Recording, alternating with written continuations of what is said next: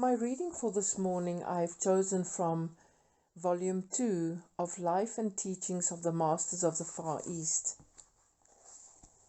The first part is where Jesus spoke to a group of people. Someone spoke and said, "You are our brother." And then Jesus' face lifted up with a smile as he said, "Thank you. I've always named you brothers." One of the party then turned and asked Jesus, "Can all bring forth the Christ?" He answered, "Yes, there is but one end of accomplishment. Man came forth from God, and he must return to God. That which from the heavens descended must again ascend unto heaven. The history of the Christ did not begin with my birth, neither did it end with the crucifixion. The Christ was when God created the first man in his own image and likeness. The Christ and that man are one. All men and that man are one. As God was his Father, so is he the Father of all men, and all are God's children. As the child has the quality of the parents, so the Christ is in every child.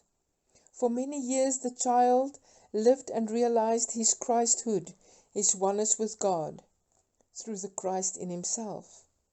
Then began the history of the Christ, and you can trace this history back to man's beginning. That the Christ means more than the man Jesus goes without contradiction. Had I not perceived this, I could not have brought forth the Christ. To me, this is the pearl without price, the old wine in new bottles, the truth which many others have brought forth, and thus have fulfilled the ideals that I have fulfilled and proved. For more than 50 years after that day on the cross, I taught and lived with my disciples, and many of those I loved dearly. In those days we gathered at a quiet place outside Judea. There we were free from the prying eyes of superstition. There many acquired the great gifts, and they accomplished a great work. Then, seeing that by withdrawing for a time I would be able to reach and help all, I withdrew. Besides, they were depending upon me instead of upon themselves, and in order to make them self-reliant, it was necessary for me to withdraw from them. If they had lived in close association with me, then could they not find me again if they desired to do so? The cross was, in the beginning, the symbol of the greatest joy the world ever knew. The foundation of the cross is the place where man first trod the earth. Therefore, the mark that symbolizes the dawn of a celestial day here on earth. If you will trace it back, you will find that the cross disappears entirely, and that it is the man standing in the attitude of devotion, standing in space with arms upraised in blessing, sending out his gifts to humanity, pouring all his gifts forth freely in every direction. When you know that the Christ is the fitting life within the form, the rising energy that the scientist glimpses, yet does not know whence it came, when you feel with the Christ that the life is lived so that the life may be given freely, when you learn that man is obliged to live by the constant dissolution of forms, and that the Christ lived to give up the thing that the body of sense craved, for the good that he could not at the moment enjoy, you are the Christ.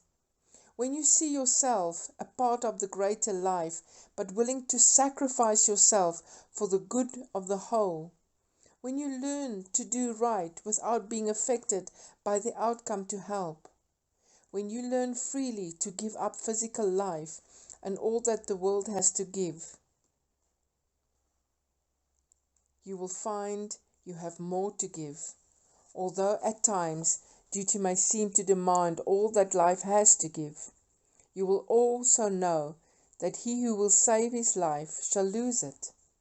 Then you will see that the pure gold is at the deepest part of the furnace where the fire has fully cleansed it. You will find great joy in knowing that the life you have given to others is the life you have won.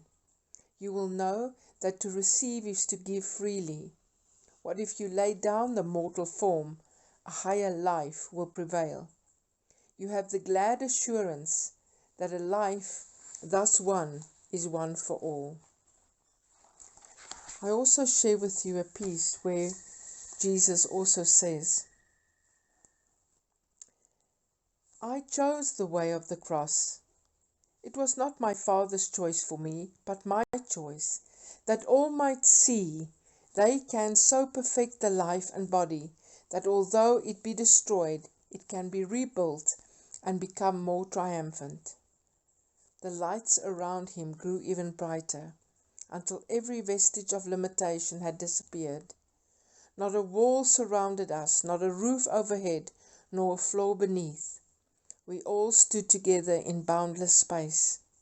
The 12 disciples came and arranged themselves near the great Master, but did not surround him, for his presence stood out far more prominently than any other, with a never-to-be-forgotten brilliance and purity. The invisible choir boomed out, His kingdom is here, for of and among the men, now henceforth and forever, one man, one God. The transforming hand again appeared and traced the words, His kingdom is here and now, among men, henceforth forever, one man, one God. Then directly over Jesus' head were traced the words, all for one, one for all. May God grant us the blessing and the understanding of this beautiful experience and reading.